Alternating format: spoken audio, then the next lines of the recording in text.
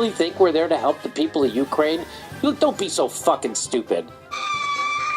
Johnny, statues of historical figures that were involved with slavery back in the day, those statues are being pulled down. Is that a good thing? Yeah, Johnny, they're still pulling them down, all right. But what's your definition of slavery? Slavery? Well, that's right. What would you consider slavery? Well, being forced to work for nothing. Working for nothing, perhaps. What if you, say, gave these people that are working, what if you gave them 1 cent a day? A cent? No, that'd still be slavery.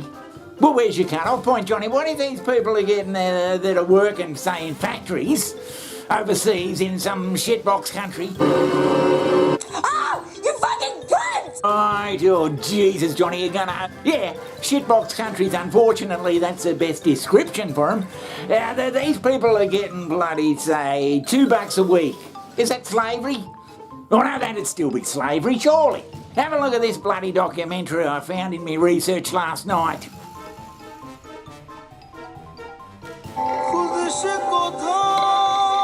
According to the country's tourist office, this is what Bangladesh is like.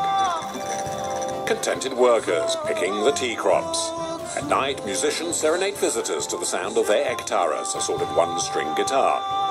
The people lead a blissful life. The kids spend their days flying kites on wonderful beaches, an earthly paradise.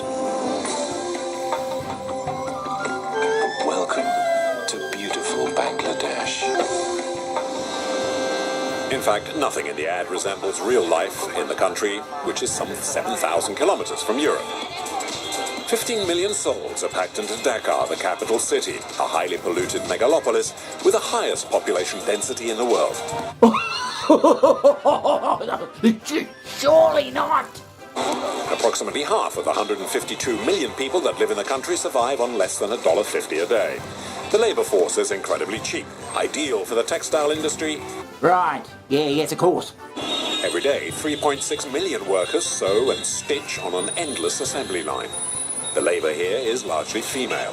Right, well... Here are the changing rooms of textile globalization. Here's a brand, do you know this one? So this is where IKEA goes shopping to dress its employees. And in another workshop, this one is Zara. We'll come back to this one soon. In the meanwhile, here's a pair of shorts for men from Zara's rival, H&M.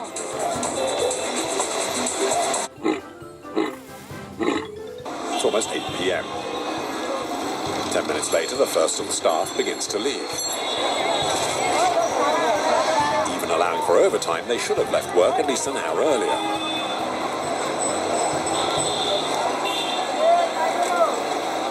It's a 45-minute walk to reach what passes for home. The Beshantek slums. Dark alleyways, sheet metal huts, typical of almost any shanty town. 20,000 people live here, all of them below the poverty line. Johnny, do you mean to say that there's companies out there, big multinational companies that are taking advantage of poor people? What do you want me to do, draw you a picture? Our search for other factory workers continues in the slums bazaars. At the bend of this alleyway, we have another meeting scheduled. In green and blue, this is Khadija. Behind her is her friend, Sharmeen. They are neighbours, both in the slum and at work. Yes, the same factory as Aki, the Monoprix factory. This time, following behind Khadija's slight shadow, we don't waste time asking what we consider to be the question. তোমার বয়স কত? আমার বয়স সত্য How old are you? দুইজনে আমি জানি আমার বয়স I'm 14 years old. হ্যাঁ 14? I think you're 12 or 13.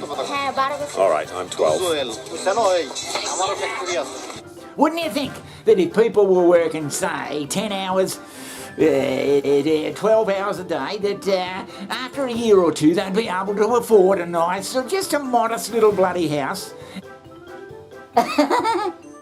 And a bloody rundown but quite serviceable car? Wouldn't you think that they'd be able to afford that? Right, yeah, well, yeah. And we as a bloody inclusive world, we just pretend to not worry about that because we want to get some bloody good as summer's coming along and we want to get some nice new bloody clothes. Yes. Can you elaborate on that, Johnny? Yeah, they'll say things like, I don't want to know about that stuff. It's very disturbing to me hearing about those poor people. So what are you saying then, Johnny? Are you saying that we should be paying bloody $200 for a pair of jeans? Is that what you're saying? After all, it says the shorts, the t-shirt and this skirt were made in an ethical manner. The Fair Trade Code was respected, no underage workers and proper pay, decent hours. You believe it, of course. Now, if you were told that the very nice clothes for 12-year-old Luke and Maggie were made by children the same age, that live and work in terrible conditions, 72 hours a week and for just $45 a month, well, you'd find it hard to believe, wouldn't you? You can react in two different ways. One, you could say, great, the little kid on the other side of the world is lucky, he's already found a job. Or you could think, that brand has violated every international law and has maybe slightly taken advantage of my trust. Fun. It was exciting, an unforgettable experience. So this is another charade that the world seems to embark on.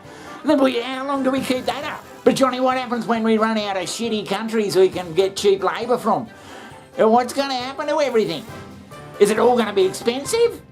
Don't be so fucking stupid.